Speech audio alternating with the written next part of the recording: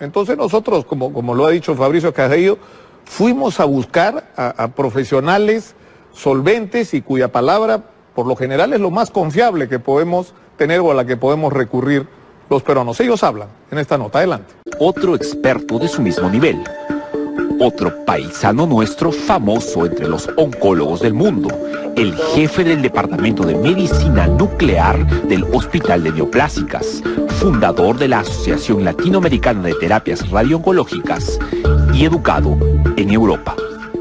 Finalmente hemos llegado aquí a la clínica Radiooncología a buscar a quien es probablemente el único experto en oncología y en radiación, el doctor Alberto Lachos. Él ha estudiado en Rusia y también en Francia y es peruano y es experto en el tema. Doctor, ¿cómo está?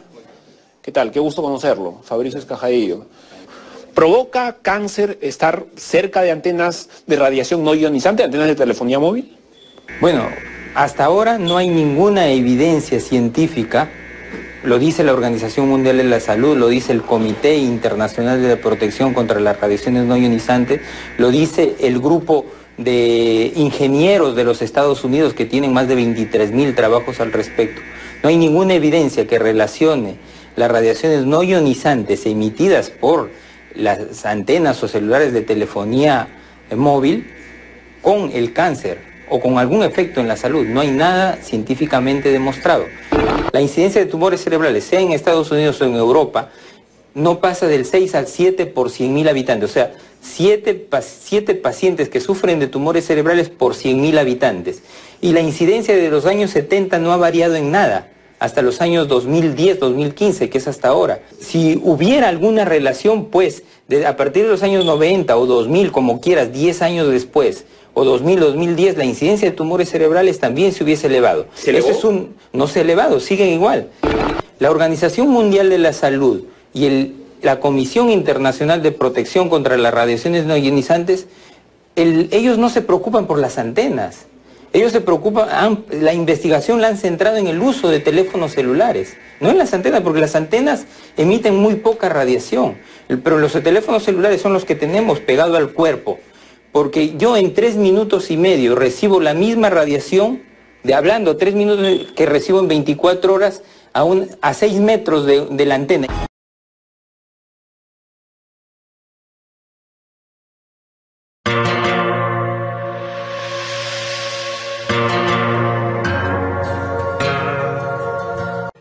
Soy Nicolás Olea, catedrático de Radiología de la Universidad de Granada y coordinador de investigación del Hospital Clínico San Cecilio.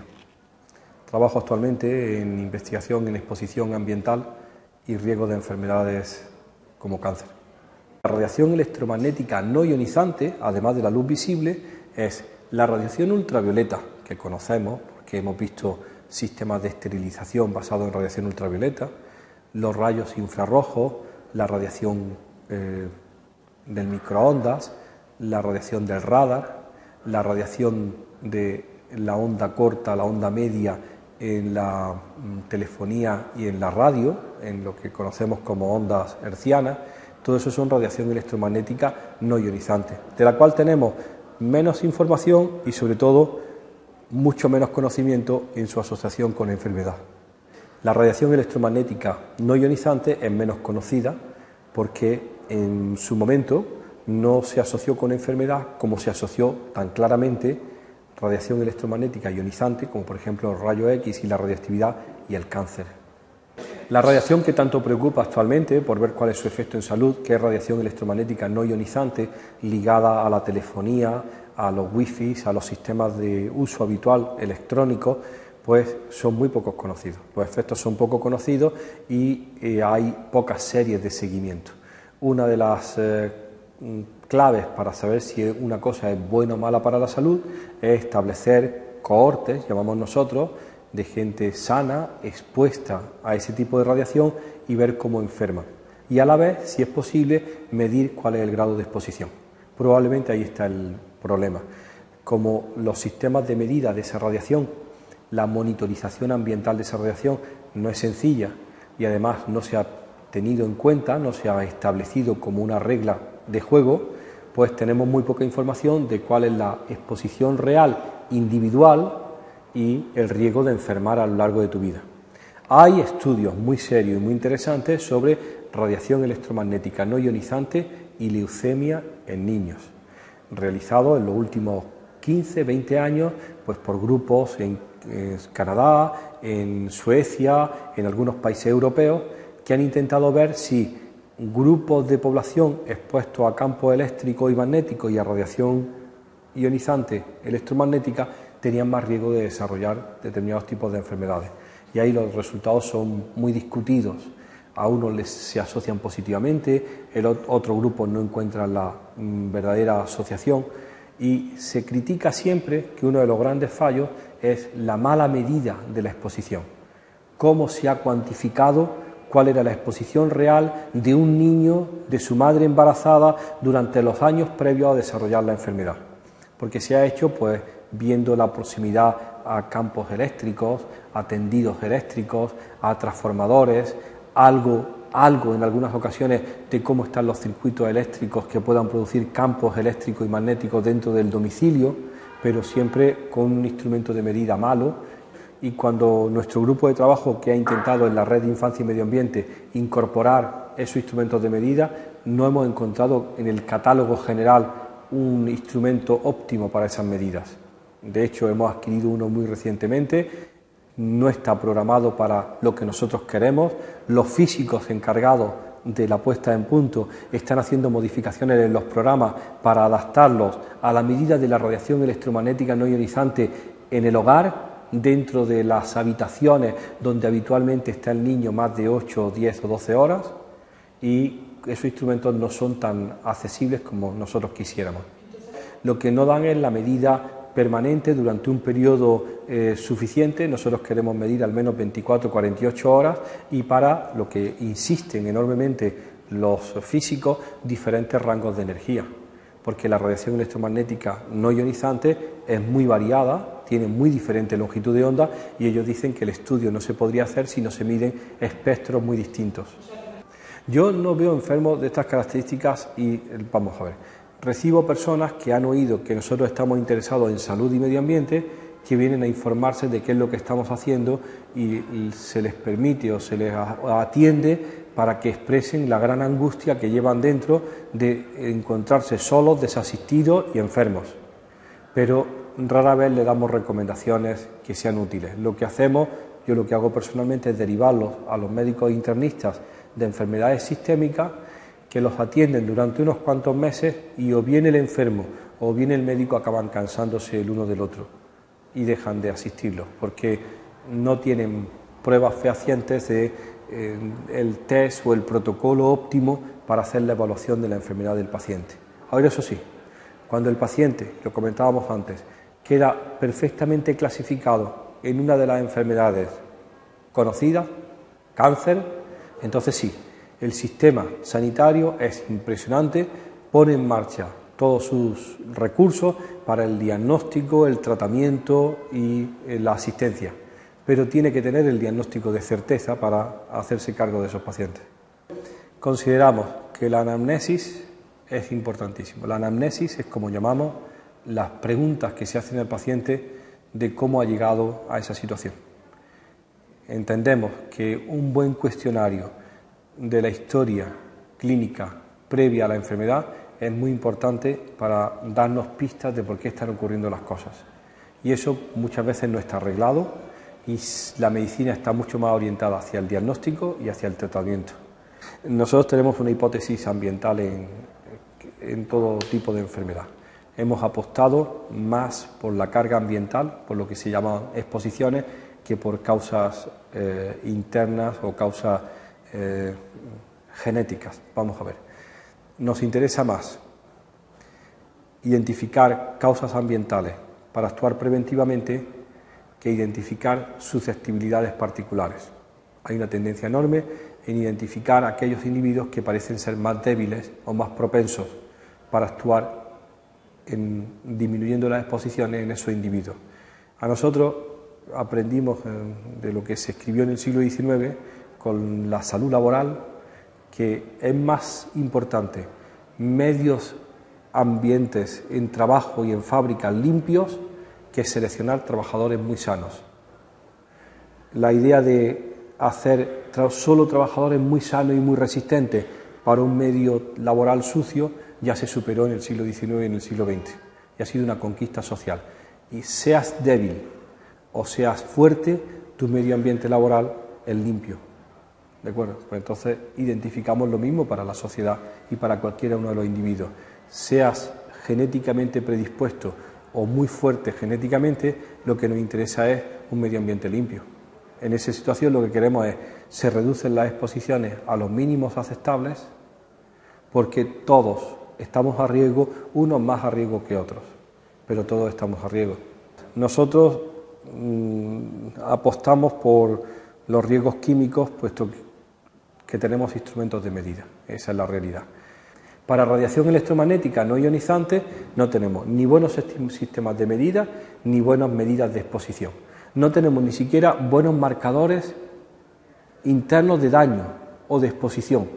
Pues entonces estamos en mantillas y no podemos ser tan estrictos porque no tenemos esa medida. Si no tienes la información necesaria, tendrías que sospechar que es negativa esa información. Nosotros nos manejamos siempre en un mundo con los pies en la tierra, en donde lo que se hace está publicado en revistas científicas revisadas por compañeros en todo el mundo. Y consideramos que los informes, los reports, los estudios, los dossiers están en la mesa de los políticos. Nosotros no nos comunicamos con dossiers, nos comunicamos, como hemos mostrado esta mañana, publicando y haciendo público al resto del mundo científico nuestros resultados y sometiéndonos continuamente a sus críticas y a desacreditarnos si ven que somos unos mentirosos. Esas son las reglas del juego. Entonces, para nosotros, para muchos de nosotros, no existe ciencia fuera de ese sistema. Si lo que dicen que se está publicando ya está hecho, yo lo buscaría en PubMed, que es donde buscamos esas publicaciones, y utilizaría eso para revisar. Hemos hecho una revisión muy reciente, publicada con datos de otros, sobre leucemia y niños. Y entonces hemos visto y hemos puntualizado que queda mucho por hacer y que no es descartable la inducción de cáncer por campos eléctricos y magnéticos, y que hace falta hacer series mejores, y donde hay mayor fracaso es la medida, en la estimación de la exposición de los niños. Y esa es la ciencia real. Los médicos clínicos tenemos por narices que incorporar un discurso de prevención, de cambio de hábitos. Imagínase que nosotros damos una recomendación sencilla limitando el consumo de determinado producto porque lo tenemos bajo sospecha. En el hipotético caso de que estuviéramos equivocados, el único daño habría sido que alguien deja de ganar un dinerillo. Y si estamos en lo cierto, pues probablemente se beneficiaría la salud de muchos. Nunca lo sabremos. Pero esas recomendaciones las hacemos a nivel individual. Mi grupo de trabajo, fortalecido en las publicaciones científicas que se van llevando a cabo, hace recomendaciones que la Administración tendría que asumir como propias.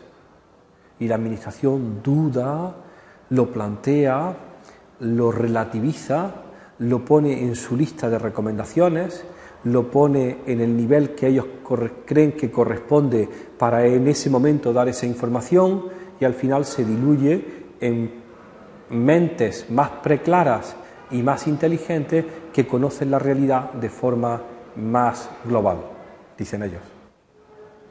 ¿Me explico? Discutíamos con la Administración de muy buenas palabras que su jerarquía de comunicación de riesgos pues probablemente no coincide con la nuestra. A nosotros siempre eso nos inquieta mucho y nos produce un enorme desasosiego y una intranquilidad. Como tenemos libertad de cátedra, que se llama así, por eso uno es catedrático y puede hablar y comentar, pues le comenta a la gente que está interesada los resultados y trata de venderlos de una manera sencilla, clara, no alarmista, pero siempre informativa. Y la Administración pues va más lento y uno se satisface enormemente cuando Europa, alguien, o en Europa o en la Administración europea, alguien toma decisiones mucho más valientes y las comunica como imposiciones al resto de los países. En las premisas que votó el Parlamento Europeo sobre la aplicación del principio de precaución, que debía ser la luz que iluminara cualquier decisión, la del desarrollo del principio de precaución lleva el actuar con cautela, que la prueba de la demostración de la inocuidad recaiga sobre el que propone, no la demostración del daño sobre el que la sufre, sino la inocuidad sobre el que la propone, es decir, la prueba de la carga se revierte, la búsqueda de alternativas. Si algo se presenta como algo fantástico, uno siempre podría decir, y no hay una alternativa tan fantástica, porque si me da alternativa a lo mejor puedo elegir. Y la última, que es clave para el principio de precaución, es que la gente, nosotros, todos, debemos participar en qué es lo que queremos. Y tenemos que conocer cuáles son las opciones para elegir una opción a otra. El principio de decisión debe ser democrático, no basado en sistemas de decisión política, sino democrático. Eso exige que la gente conozca, exige las asociaciones como estas, la participación en foros, el no, como ha pasado con nosotros, hemos hablado con periodistas donde le hemos dado nombres propios de compuestos químicos y han dicho, no, eso no se puede mencionar porque la gente no entiende. ¿Cómo vas a decir bisfenol A? Eso se le pone muy cuesta arriba. Y yo le digo, pero si se sabe la alineación del Barça, ¿por qué no van a aprender el nombre de bisfenol A? Si saben listas de nombres de extranjeros que juegan en el fútbol español, ¿por qué no van a aprender nombres de químicos para poderlo identificar en una etiqueta? Pues la clave está en que si se van comunicando, la gente empezará a ponerle pegas, o como alguien decía el otro día, a limitarse en compras de determinados productos o buscar alternativas. El problema de todo es que los medios de comunicación, los oficiales y los de masa, los de la mayoría, pues son unos medios de comunicación muy pobres. Yo no sé cuánta gente lee el periódico, espero que cada vez menos, ¿no?